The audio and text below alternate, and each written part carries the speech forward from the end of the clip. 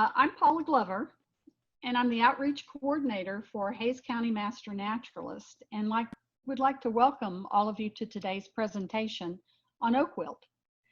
The Master Naturalist program is committed to protecting and preserving the natural resources in Hays County. And with the explosive growth happening around us, we see you, the realtors, as the first face many newcomers see when they decide to move to Hays County. For that reason, we would like to partner with you in making the newcomers welcome, but also making them contributors to keeping Hays County beautiful. If you're interested in becoming a Master Naturalist, go to our website, haysmn.org, to get more information on signing up. If you are already a Master Naturalist, today you'll qualify for 1 hour of advanced training with this live presentation. This program is being recorded and will be available on the beautiful hayscounty.org website if you would like to recommend others watch it. Karl Flocke is a woodland ecologist with Texas A&M Forest Service. He works on issues involving forest health and stewardship, environmental education, and emergency response in Central and West Texas. A graduate of Texas A&M University, whoop! Karl has 9 years in the conservation field with the U.S. Forest Service, Texas Parks and Wildlife Department, and the Texas A&M Forest Service. He's a certified arborist. Welcome, Karl. All right, thank you very much. Well, thank you all for being here today for oak wilt identification and management for real estate. This is going to be a little bit different. I've never done this specifically for real estate agents and the real estate market, but it's been something that I've been wanting to do for quite a while, so I really appreciate the opportunity from the Hays County Master Naturalists.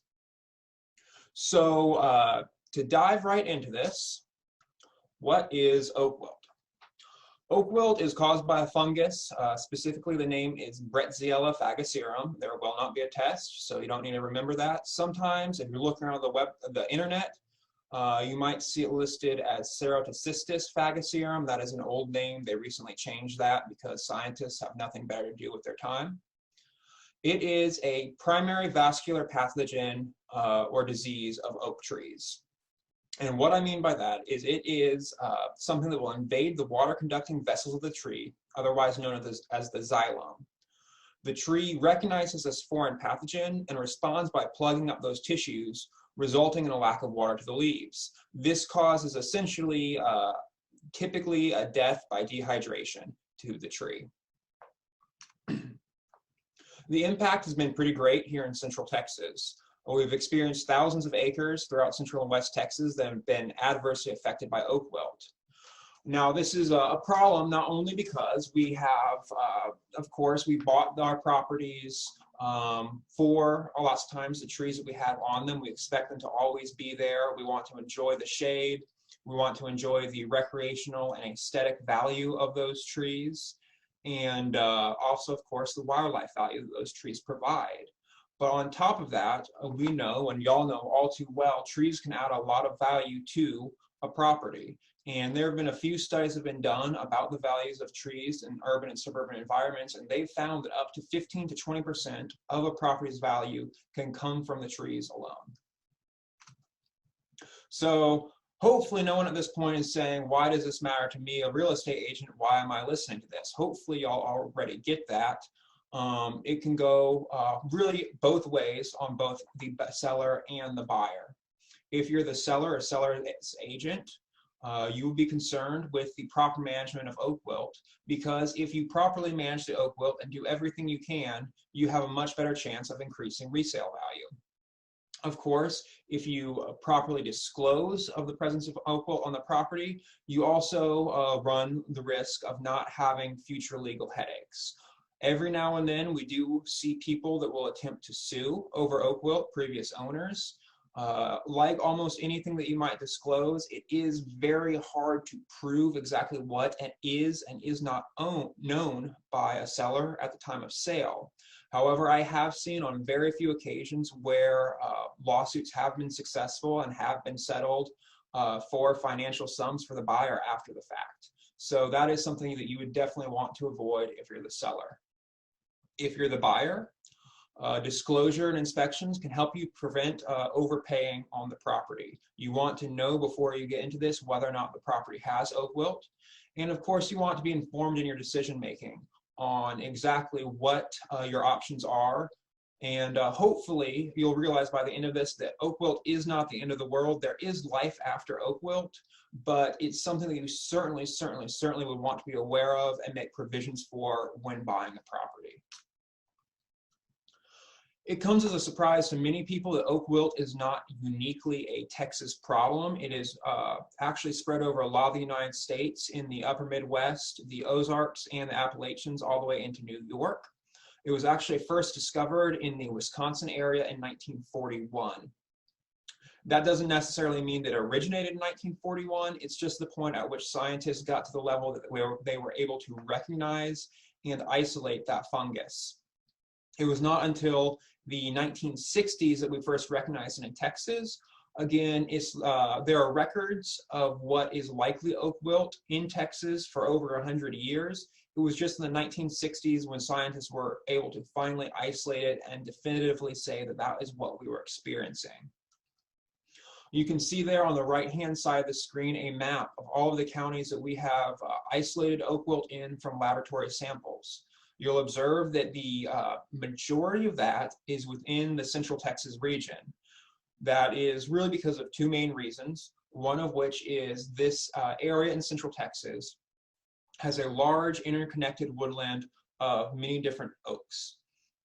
The other factor is, of course, that Central Texas is very rapidly developing, urbanizing, and suburbanizing.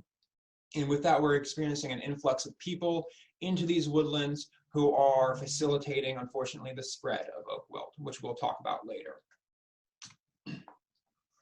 Here in Hays County, you can see oak wilt is primarily focused west of the I-35 area, and it is very prevalent. Really, if you are anywhere in the Texas Hill Country, you can expect to be under 5 miles as the crow flies probably from oak wilt. In most cases, you're going to be within a mile or two of oak wilt. The dots here on the map are physical locations that have been visited and confirmed by the Texas A&M Forest Service. This is about 35 years of record keeping, so the fact that it's on this map doesn't necessarily mean that it's still active. And there are many areas, unfortunately, that might be out there that we just simply do not know about. So what can get oak wilt?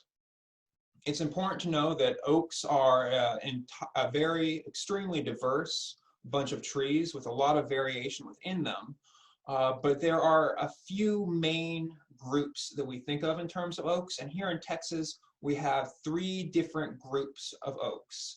We often refer to them as the red oaks, the white oaks, and the live oaks. All oaks can get oak wilt. If it's not an oak, it cannot get oak wilt, which is important to remember as well. However, all oaks can get oak wilt, but they do not all get it equally. So I want to talk a little bit about what oaks, how oaks react. Starting with our red oak group, red oaks typically have kind of pointier leaves. They'll lose their leaves in the fall, oftentimes with a nice red color. Some of our local species include Spanish oak, Shumard oak, and blackjack oaks. Red oaks are extremely susceptible to oak wilt. If a red oak gets oak wilt, it will die, and it will die rapidly. And they also play a pretty unique role in how oak wilt is spread, which we'll talk about in a minute. White oaks typically have a little bit rounder leaves. They'll usually lose their leaves in the fall with more of a yellow color to them. Some of our local examples include post oak, shin oak, bur oak, chinkapin oak, Mexican white oak or Monterey oak, and lacy oak. White oaks carry a little bit more resistance to oak wilt. In terms of oak wilt susceptibility, they are the best trees to have. However, they are not immune. That's important to remember. They still can get it, and on some occasions, they still will die from it. Live oaks, most people are probably familiar with. They are our most common oaks. There are essentially 2 species of live oak within Texas. They look very similar. And as a rule of thumb, these are the oaks that keep their leaves through the winter, lose them very briefly in the early spring, and are really super abundant just pretty much everywhere you look. Live oaks are a little bit more intermediate in their susceptibility. If they get oak wilt, they typically succumb to it within 3 to 6 months. They oftentimes die, however, they do not always die. There is a certain amount of survival naturally with oak wilt. But they are where we see the greatest problem here in Central Texas due to their preference to always have interconnected root systems, which facilitates the spread of oak wilt.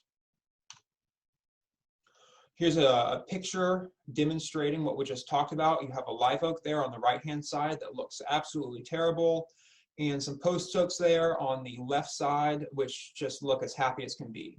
So it goes to show that not all oaks are created equal in the spread of oak wilt. So how is oak wilt spread?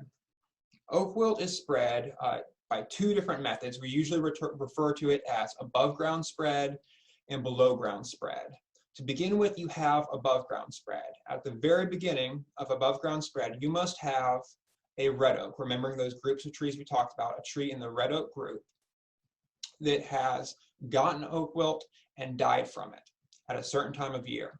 At certain times of year, these trees will form what is called a fungal mat. That fungal mat is essentially the fruiting body of the fungus. It produces spores underneath the bark and emits a sweet-smelling odor. That sweet-smelling odor attracts in a sap-feeding, sugar-feeding beetle called the nitty-doolid beetle. You can see there on the bottom left picture 2 examples underneath a dime, just to show you how small of an insect we're dealing with here. Those insects go, eat on that fungal mat, and inadvertently will get spores from the fungus on their shell. They then leave that area in search of another meal, looking for sugars. Unfortunately, of course, another thing that smells strongly of sweetness and sugar is sap. So if they find sap from a fresh oak wound, they will land there, eat the sap, and unfortunately, in some occasions, spores will get off their back and enter the tree through that wound. Once it has entered the tree through the wound, we now have the potential for what is referred to as the below ground spread. Oaks have a tendency to do 2 things that really increase the rate of below ground spread.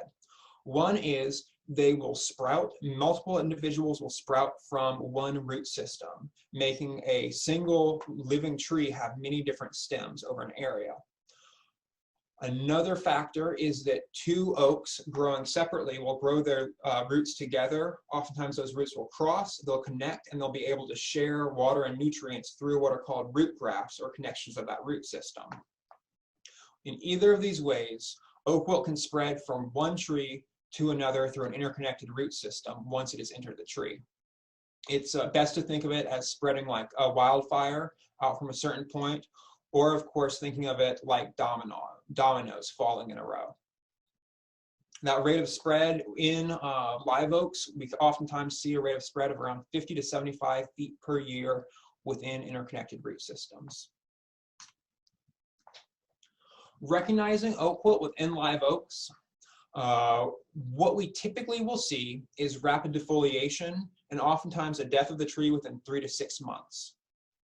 As I mentioned, through that root spread, it will spread to adjacent trees almost always. Almost all of our live oak trees can be considered to be interconnected. There has never been any evidence of fungal mat formation within live oak trees, which is good news. It says here that we see about 5 to 15% survival rate without treatment. That can vary pretty greatly. I've seen other studies that put survival rate up around 30%, and anecdotally I've seen areas with probably 0% survival rate, and I've seen areas with over 50% survival rate. It can vary quite a bit, and I don't really have great information on why exactly that is. The leaf symptoms are probably our best identification tool for understanding oak wilt in live oaks. The most prominent of which is what we call veinal necrosis. That's what you're seeing in the picture there on the right-hand side. Essentially, the veins of that leaf turn yellow or brown, It resembles either the skeleton of a tree or maybe a herringbone pattern. It can actually be really vibrant, and unfortunately, I hate to say it, but it can be quite attractive.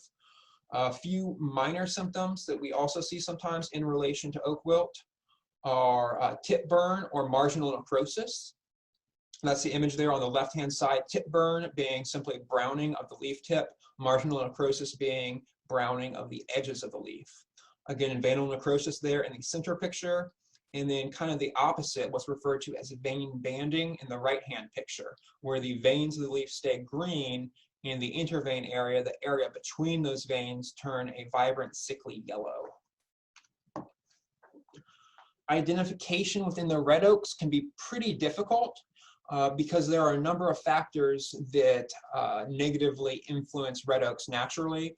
Red oaks just really like to die, quite frankly, and they will oftentimes lose limbs or stems, especially during extreme drought and heat like we have right now. So it can sometimes be pretty challenging to diagnose definitively whether or not an oak wilt has, a red oak has oak wilt in the field.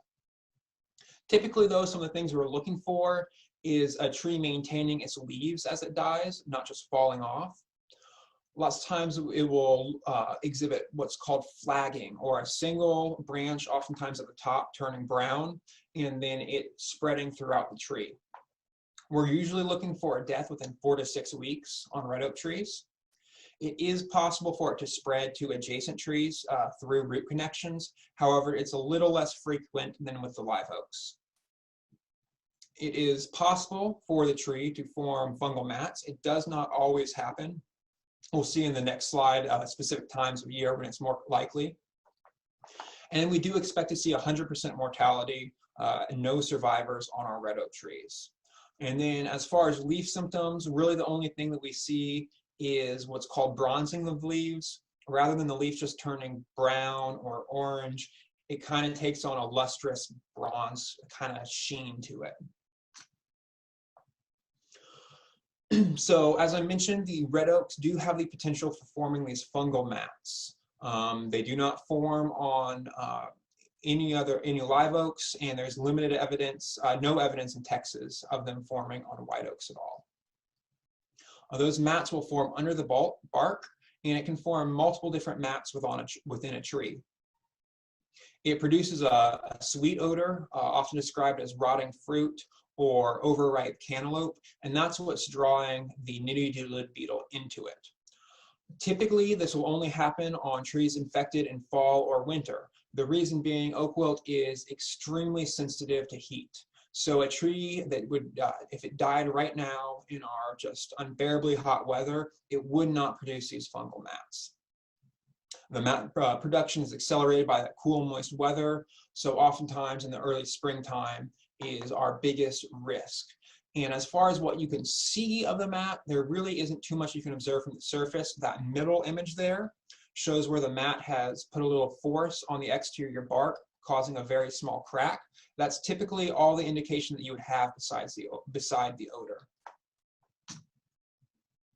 Of course, if you are unable to verify oak wilt from just field identification, there is always the potential for lab verification. There are a couple of different laboratories that you can send samples to and a couple of different methods for verifying it. I will typically, if I need to, use the Texas Plant Disease Diagnostic Lab. On our texasoakwilt.org website, we have a video on how those samples are taken that can be pretty useful if you're interested in learning more about that. So we understand now a little bit about oak wilt. Well, let's dive into exactly what can be done to help manage oak wilt. Oak wilt management has essentially 4 key steps: prevention, planting a diversity of trees, trenching, and fungicide injections. So step 1, of course, the most important step is trying to prevent getting oak wilt to begin with. Our recommendations for that are due to the fact that peak beetle activity and fungal mat production occur in the springtime. We recommend avoid wounding and pruning oaks February 1st through June 30th, unless there is an immediate safety concern, in which case you would want to, of course, address that. Regardless of time of year, we always recommend that you immediately paint over any pruning cuts or other wounds to oak trees. With that paint, it's doing essentially two things. One of which it is covering up that sappy sweet smell, making it harder for the beetles to find the tree. It's kind of like a little tree deodorant, if you will. And the other thing is that thin layer of paint, once it dries, is forming a slight barrier that'll help prevent spores crossing from the beetle into the tree itself. We're oftentimes asked what kind of paint or sealant is needed, and studies have shown that it really does not seem to matter. You don't need to buy a specialty tree sealant product. It would seem that really any old can of spray paint from the hardware store should do equally well. With red oak trees, we always recommend that if there is any suspicion that the tree has died from oak wilt, that the tree be immediately destroyed. And we classify destruction as being either burning, chipping, or burying the tree. We really discourage keeping suspected red oak firewood. You don't want to store it on site. Again, if possible, please destroy it. If for whatever reason it can't be destroyed in a timely manner, we recommend doing something which is illustrated here in that drawing on the right-hand side of the screen, in which you cut up the tree into pieces, cover that over with a plastic tarp, a black preferably, or a clear plastic tarp, and then burying the edges. That's doing two things. It is inhibiting the ability for the nitty-doodle beetles to get into that area and potentially get onto those spore mats on the red oak. And the other thing is, of course, it's getting super hot underneath that tarp, and hopefully the heat will be killing off any surviving fungus within that tarped area. When it comes to white oak and live oak, we are not aware of any risk associated with using it as firewood. In general, though, we always recommend that you only use dry, well-seasoned firewood. And if you do have unseasoned firewood, we recommend that you leave it on the site that it's cut at for about a year. This goes beyond just prevention of oak wilt, but it's a good way to prevent spreading other diseases or insects. And we also recommend that you don't store firewood up against live trees. Again, this might not necessarily be so much for oak wilt as it is to prevent other diseases, insects from entering those live trees from the firewood. The second step in managing oak wilt is to have a diversity of trees. We want to avoid planting monocultures. In other words, avoid having only one species of tree. If you have only one species of tree, such as live oak, it's a really worst case scenario, because if there is a deadly pathogen like oak wilt, you run the risk of losing absolutely all of your trees. It's like diversifying your financial assets. You want to have a wide variety. And there's the old adage, the best time to plant a tree was 20 years ago. The second best time is right now. And so it's always a good idea to think, if you've got a monoculture or only a few species, look into planting something else. As you plant, avoid wounding oaks during planting. Of course, that's for oak wilt prevention. You want to, if at all possible, plant native trees. And if not native trees, if you're planting exotic trees, find some that are well adapted to our area and that are not invasive, that will not spread beyond your yard and cause an environmental problem. You also want to find a tree that's going to be suitable in size and shape for the area that you're planting it in. We call that having the right tree for the right place. We have a lot of really great resources for finding and planting trees on the texasoakwilt.org website. That's going to be on the top section there under resources. Pull that tab down and there'll be a section labeled tree planting. So those are the good measures you can take before getting oak wilt. Once you get oak wilt, unfortunately, there are really only two things that can be done. The first of which is trenching. After years of research, trenching is still the only thing that we have that can potentially contain and stop the spread of oak wilt. Trenching is exactly what it sounds like. It is digging a physical trench, similar to what you would use for utilities or construction. We recommend that trenches be placed 100 feet away from the last symptomatic tree. That's illustrated here on this diagram in the right-hand side. Reason for that is, while we might know that there's oak wilt in that orange tree in the center, oak wilt might be spreading through the root system to the other trees and just not be showing symptoms yet. They could be asymptomatic, and we don't know exactly how far it's gone out. So that 100-foot buffer is usually a pretty effective way for us to catch all the oak wilt within the area. Our other recommendation is that trench be placed to a depth of 4 feet. Most of the tree's roots are really in the top 18 to 24 inches. However, we do have stragglers getting down deeper every now and then, and a depth of 4 feet is usually pretty effective at catching most of them. And so what you're trying to do is really create a one-time break, severing those root connections. The trench is then filled in afterwards, and it will typically be effective for maybe 8 to 10 years before those roots have time to reconnect. It is not 100% effective, unfortunately. Using those specs of 100 feet out and 4 feet deep, we see about 73% efficacy. The remaining 27% of the time, it might break out in one or more locations.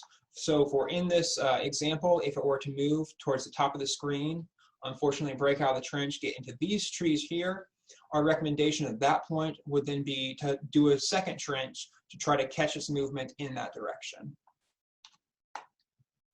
The method by which you trench really depends on the terrain you're trenching in. Here in Hays County, we have very shallow, very rocky soil, and really the only thing that works is that top picture left-hand side, a big rotary rock saw. Most of the contractors in the area that do this have rock saws that will drill down to a depth over 5 feet deep. So it is certainly possible. And then, as I mentioned before, the trench is simply backfilled after the equipment goes through. Best management practices for oak wilt management, we do recommend that the trees within the trench be pushed over. This is essentially just another method, another way to try to stop and slow the spread of oak wilt. I don't always see that happen because it is a hard sell, hard to convince a landowner to kill basically alive, healthy trees at that point in time. Also, many landowners elect, rather than pushing over, they will elect to do fungicide injections. So fungicide injections, I want to stress here at the very beginning and stress at the end, fungicide injections do not stop the spread of oak wilt. They only keep individual trees alive. So the fact that in this picture, say, if a fungicide injection has been done in the tree there kind of to the middle right, it does not mean that it will stop and keep from moving further to the right. It will likely pass through that root system underneath that healthy tree and go infect the next tree down the line. It's typically used to protect high-value oaks in an advanced and expanding oak wilt center. So typically it's done in people's yards, areas like that, maybe not done out on the back 40 or ranch land. The best candidates for trees to be injected are typically healthy, non-symptomatic live oaks, 100 to 150 feet away from symptomatic trees. It is more effective to be used as a preventative measure rather than a therapeutic measure. In other words, it's better to use before a tree gets oak wilt rather than when a tree has oak wilt. Again, injection does not stop root transmission of the fungus. Injections only protect individual trees when injected. The method by which it is done is illustrated here in these pictures. There are a couple of different techniques, a couple of different products. Almost all of the products on the market, though, use a chemical with the common name of propiconazole. There are a couple different trade names. One of the most common ones that has done the most research on their product is a product called Alamo. Again, it's using the chemical propiconazole, as almost all of these products are using the chemical propiconazole. We recommend what is called macro injection of the root flare. That's what you see in these pictures here, as well as these photos on this screen. In macro injection of the root flare, what you are doing is exposing that base of the tree right where the roots connect to the trunk. You will take the chemical in a pressurized container, attach plastic tubing to it, wrap it around the tree with these little nozzles. You then drill holes into the root flare there, that exposed area, all over, and push the nozzles into the roots physically. You then release the pressurized chemical into the tree, and the tree, a healthy tree, will uptake that chemical into it and spread it around within the tree. It's been found a reason we recommend doing it the right flare is that the bark is thinner below that soil level. It increases the number of potential injection sites. It also spreads out the wounding, especially if future injections are needed. And research has demonstrated that it provides superior distribution of the fungicide throughout the tree. I mentioned there potential future injections. Oftentimes when folks do use fungicide injections, they will need to do 2 different rounds of injections. Lots of times they'll do one now and one maybe 1.5 to 2 years from now. Reason for that is the chemical does have a effective life within the tree. It does degrade over time, and the tree will also, the way trees grow, put on new exterior rings of growth that do not have the chemical in them then. So by doing it now and maybe 2 years from now, you're typically giving yourself about 4 or 5 years of protection, which is usually enough time for an oak wilt infection to work through an area and move on. Again, if you really want to get into depth on how fungicide injections are done, texasoakwilt.org under media, there's a really helpful video that walks you step by step through the process. Also, while I have this pulled up, you can see on the top tabs there is a Get Help section. If you drop down that Get Help menu, you will find contact information for me, which I will of course share at the end of this presentation, but you will also find a list of vendors that can perform these services, such as certified arborists. So how you can help as individuals. This is usually one of the last slides I show when I'm giving this to, say, a neighborhood association. But it's also good for y'all to know, since y'all probably, lots of you have your own properties and might need to know this. We recommend that you do not prune oaks February through June unless there is an immediate safety concern. We want you to paint all wounds to oak trees immediately. Do not bring firewood from unknown sources onto your property, especially if it is unseasoned. Talk with your neighbors now about oak wilt prevention and management. It's good that they have all this information as well. And contact your community leaders, city officials, or the Texas A&M Forest Service if you suspect there's oak wilt on your property. Now, for you as professionals in the field, what can y'all do? Well, to begin with, we of course have many new residents coming from maybe out of state, areas that do not have oak wilt, or even out of country, or maybe just urban areas where they've never had to deal with owning a tree before, something like that. So there are a lot of folks that don't have this base knowledge of oak wilt being an issue in the area. So y'all as a frontline, a welcome wagon, if you will, can help share the information with them, inform clients on the risk of oak wilt, as well as the potential for management and the fact that there is, again, life after oak wilt. Best way you can do that is by sharing this website. I keep bringing it up. The texasoakwilt.org website is run by the Texas A&M Forest Service. Everything I know is on the website and more. So it is a really great resource for absolutely anything involving oak wilt. The second thing you can do is utilize disclosure forms featuring oak wilt as a category. So utilizing the TAR form instead of the TREC form, which does not feature oak wilt. Another good thing to have in your back pocket is familiarization with local ordinances, codes, covenants, bylaws, etc. concerning oak wilt. It might come as a surprise, it might not. Many of our HOAs, POAs, and local municipalities have specific wording regarding oak wilt. As an example, I've pulled up 2 different sites. The city of Wood Creek has a very extensive code regarding oak wilt. A few highlights. 91.02 of their code, any person who discovers or suspects the presence of oak wilt infestation or an oak wilt infected tree shall, that's a must, report the information to the city manager administrator by the next business day. Furthermore, All red oak diseased trees, alive, dead, or substantially dead, and all wood from diseased red oak trees to which any bark is still attached are hereby declared to be a public nuisance. Ooh, that sounds bad. As is any tree of any species that is dead or substantially dead.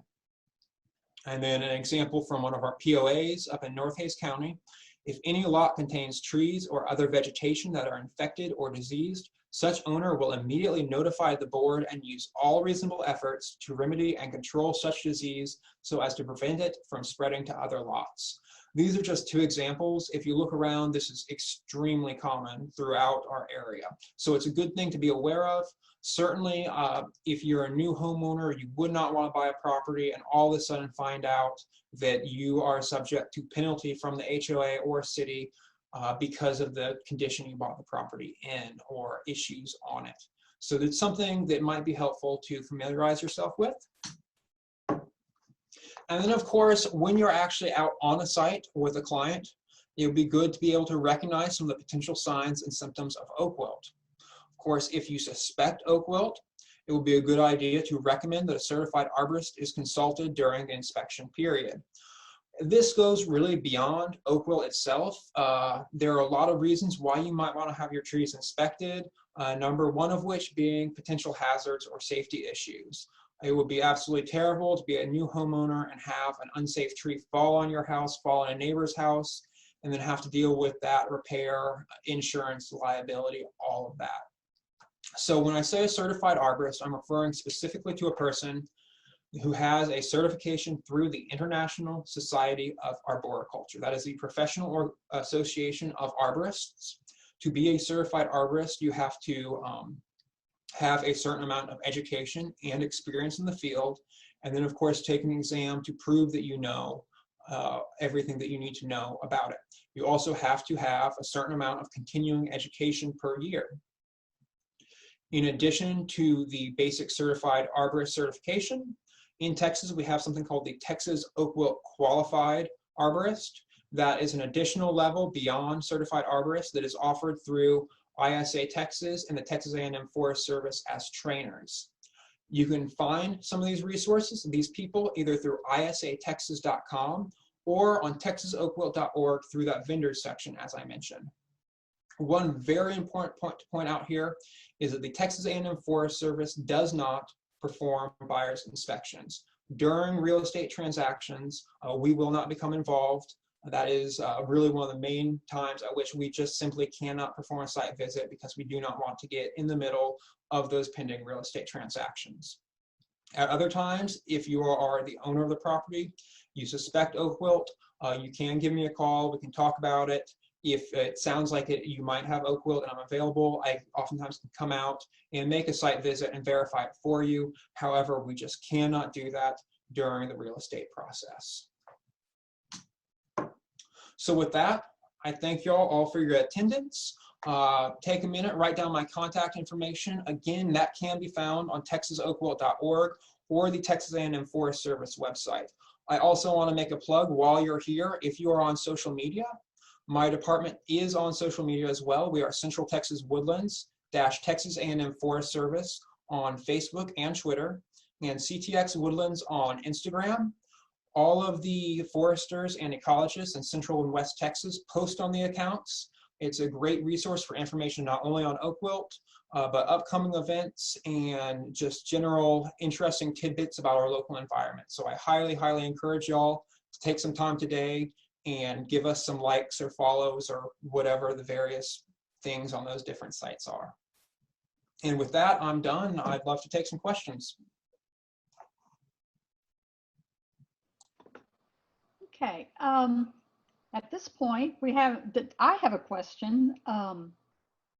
Is mulch, I know that we go get some of the mulch that's the county does in Comal County, and is that safe? Yeah, it certainly should be. To begin with, the wood itself, we know of no way that the physical wood fibers can transfer oak wilt. The concern would be on that rare occasion when there is that fungal mat formation on the wood itself. Now, in the mulching process, I mentioned in red oak disposal, we do consider mulching or chipping a tree to be appropriate disposal, because that is grinding up the wood into small pieces that dry out rapidly, helping to eradicate the oak wilt. And furthermore, mulch piles generate a very large amount of heat, which also helps to kill oak wilt within the mulch pile. So there shouldn't be a concern with using mulch from oak trees. Okay. We have one question. To paint a wound immediately when it is no longer needed, we had construction trucks break limbs of some oaks. We discovered the breaks the day after they came through. So if you aren't real Johnny on the spot in painting the wound, is it still worthwhile to do that? I would say yes, up to about 1 week. Really, your window is probably 3 days or so before the tree naturally seals off that sap and prevents pathogens from entering through that wound through the sap itself. Just to be safe, I'd probably extend that up to about a week. If you notice a wound within a week, it'd probably still be a good idea to paint it. Best case scenario, of course, is as soon as possible. If you're physically making the cuts yourself, we recommend cutting, painting, just so that you don't miss anything. But certainly if a limb falls in a thunderstorm, if the UPS truck backs up into your tree and you don't notice it for a few days, it's still a good idea up to about a week out. Okay, wonderful. Okay. Let's see, one more. Is there anything being researched or tested that might do a more effective job of preventing the spread? Is there anything being researched or tested, like at the A&M Forest Service? So there are a few things that are being kind of tentatively tested. One is a different fungicide, so that would essentially work similar to the propiconazole, just a different product. There has been some discussion on use of herbicides as a control, essentially killing oaks to stop oak wilt movement. There's no university research currently happening on that I'm aware of. There might be a little bit up in the Northwest. Again, that's kind of difficult because you need an extremely powerful herbicide to kill off the trees, including the root systems. Beyond that, there really just isn't a whole lot that is being researched. I know there are a few ideas out there, and every now and then you hear someone say, well, what about this? What about that? But as far as really taking ground, there isn't a whole lot of new and emerging stuff currently that I'm aware of. I'm sure someday we will have a better solution than trenching. It's just at this point in time, trenching is really the best thing that we have definitively researched and tested. Okay. Somebody told Sharon Herbert that Monterey oaks didn't get oak wilt, and but they, from what you said, that they have a less likelihood than the red oaks, but they still are susceptible. Every oak is. That's absolutely correct. Monterey oaks can get oak wilt. They are in that white oak group, though, which means that they're less likely to die from it or be severely adversely affected by it. I have seen it a few times, and in those instances, every time I've seen it, it has been due to the fact that the Monterey oak was root grafted into neighboring live oaks. There were older oaks that had been there a little while. They connected together, and in both cases, I'm monitoring those trees to see if they die or not, just out of my own curiosity. But in both cases, they were definitely declining and in poor health. Okay. Do you know the approximate cost of the fungicide injections? Yeah, if you do it commercially through an arborist or tree care company, you're typically being charged by the inch of tree diameter. Oftentimes, the more trees you're doing, you'll get a better discount rate. But typically, I hear quotes from arborists in the range of $12 to $15 per inch of tree diameter. So if you've got, say, a 10-inch oak tree, you're oftentimes looking at maybe 120 to 150 just for that individual tree. Oh, okay. Some trees are really special, I guess. Yes. to preserve them. Do workers need to clean chainsaws between tree cuts? That's a great question. I should have mentioned it in the presentation, in fact. As a best practice, we do recommend that trees are, or that tools are sanitized, usually either between job sites at a minimum. Sometimes people like to have them sanitized between trees.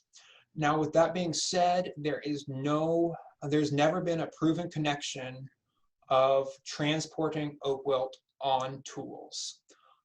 It's kind of theorized, but the more you know about oak wilt, the more you know it's very improbable that it's even physically possible, based on how the biology of the fungus itself, but then also the fact that most of your tools, especially chainsaws, get exceptionally hot, and temperatures really prolonged exposure above the 90-degree mark, or really brief exposure above about the 110-degree mark, kill the fungus. So it is very unlikely that is even a possible method of spread. However, it's still probably just a good thing to follow as a rule of thumb. Maybe not even just for oak wilt, but potentially other diseases can be spread by tools. Exactly. Okay. How about the size of a seedling? Is there a size that could be cut out, but the root system wouldn't be intertwined with the other oaks yet, so that it wouldn't need to be painted? So, two factors there. One is that it is hard to know for sure if you are dealing with a seedling or if you're dealing with a sprout. So the difference being the seedling is its own individual coming from an acorn. A sprout is coming up out of the root of the neighboring tree. If it's a sprout, then of course it is always connected. If it's a new seedling, then I'd typically be looking at under about 7 years old. You're probably okay. Again, right about that 8-year mark is when we typically start to see root grafting. Questions on the chainsaws. What do you use to clean the chainsaws with? What's the best? Either Lysol or about a 10% bleach solution. The rest of these are kind of the other comments. Are there one-page informational brochures that can be handed out to workers seen out cutting at wrong times? I know some of the master naturalists, if they see their neighbors getting the trees cut or whatever, or they're asking, who can I go get to cut my trees? Mm-hmm. That if you see that they're not doing it right, do y'all have any kind of brochures or things that are downloadable from your website or anywhere that in English and in Spanish, yeah, that we could hand to people that are doing that work? Absolutely. If my internet, which has been doing great so far, if it'll come through, on our texasoakwilt.org website, is that up on the screen right now? Yes. Okay. Under, let me see, community tools, materials, we have an introduction to oak wilt brochure. Very, very basic. That one, let me see, we should have that. We do physically have that in Spanish as well. I'm not seeing it right up here now. We also have a simple door hanger. Again, this one here, you can see there's a Spanish version as well as an English version. And then a couple of that presentation, most of that presentation I just gave y'all is also up here. So those resources are available. I'll try to work on getting that main brochure up here on Spanish because we do have that as well.